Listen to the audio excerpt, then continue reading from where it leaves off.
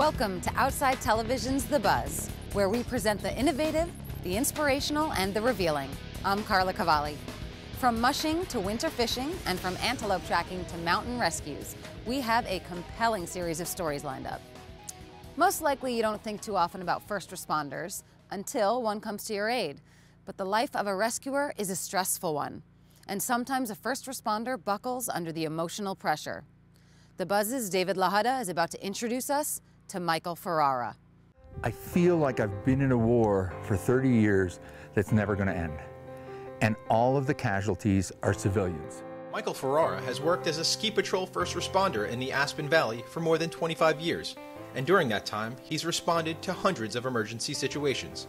About 10 years ago, he started having flashbacks of his most horrific calls.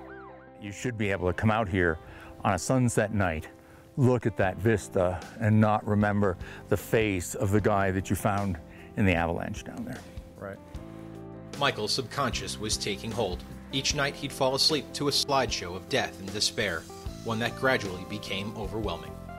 Grief is a liquid, and sometimes it splashes on you, and sometimes if you get enough on you, you can't get it off. And we have a reservoir. We can only handle so much of this. And I didn't empty my reservoir, and it just kept overflowing, spilling everywhere into my life. To help cope with his emotional grief, Michael began abusing Percocet and other medication prescribed to him by doctors. But when he was found taking pills from his ski patrol medical kit, he was fired and diagnosed with post-traumatic stress disorder. Known as PTSD, the anxiety disorder develops after repeated or singular exposure to traumatic events.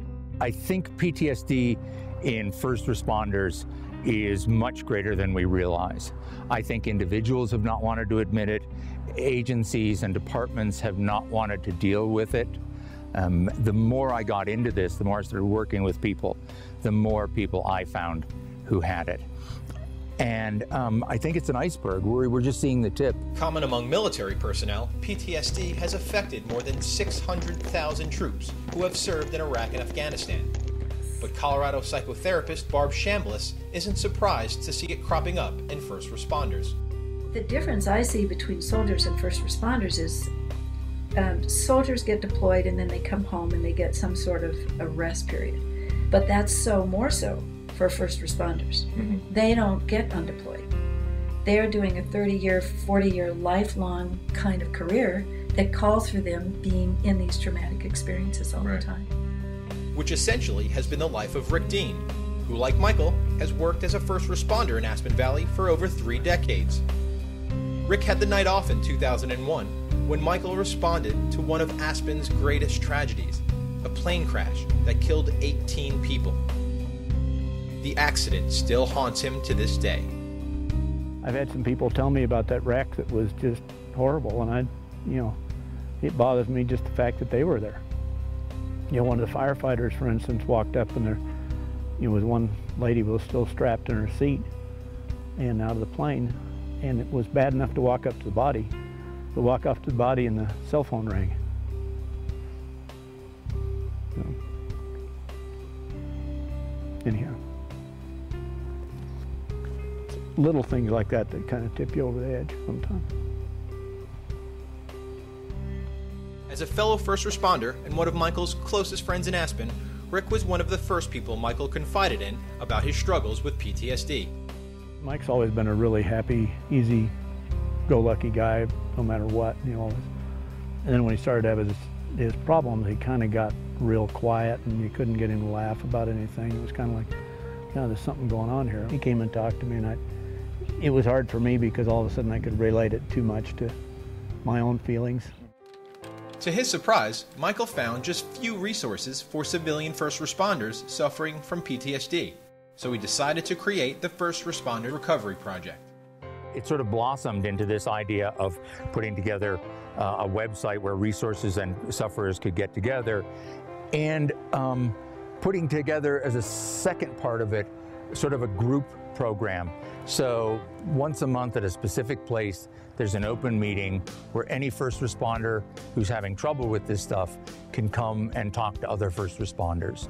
It's professionally supervised, and peer-driven. Michael's support group and web-based project is the first of its kind in the U.S. to help civilian first responders suffering from post-traumatic stress disorder. So to draw even more attention to the issue, Michael plans to cross-country ski more than 800 miles across Alaska with his search and rescue dog, LaHuta. You know, I mean, it's going to turn out to be just a really long walk, me and my dog, and hopefully this is going to raise awareness of the need for resources for civilian sufferers of PTSD and spotlight the website so we can get help going for people. He plans to start next March in Valdez, ski north to Fairbanks, then continue up the rugged Dalton Highway to Prudhoe Bay, camping and overnighting in hotels when necessary. We leave Valdez here and climb straight up there. We ski 15 miles a day with a rest day every 10 days. We should be able to pull this off in about 63 days. And now when you're talking about we, you're talking about you and LaHuta. Yeah, LaHuta and I. So tell me about how he's going to be your companion on this trip and how he's going to get you through this journey of a lifetime. He has been my companion throughout all of this. I mean, we have gone through the joys and the troubles together. We go skiing together. He's climbed 3 14,000-foot peaks with me. He's my partner.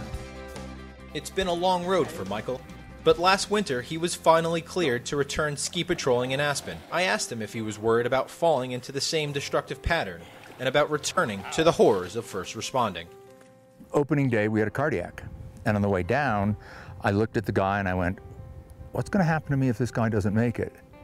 And I had this realization, it's going to be sad, but it's going to be okay. A sentiment experts say is a healthy way to process trauma. For now, Michael's taking it one day at a time and has clearly found a new purpose for a once troubled life. I think a really good evidence of this is not what people say to you, but say about you. My sister ran into one of the patrollers up here from here and he said, how's Michael doing? And she said, he's doing really well. He's got his smile back. And that was really big. We wish Michael well. You can follow his first responder recovery project as well as his trek through Alaska on trackingtruenorthmovie.com.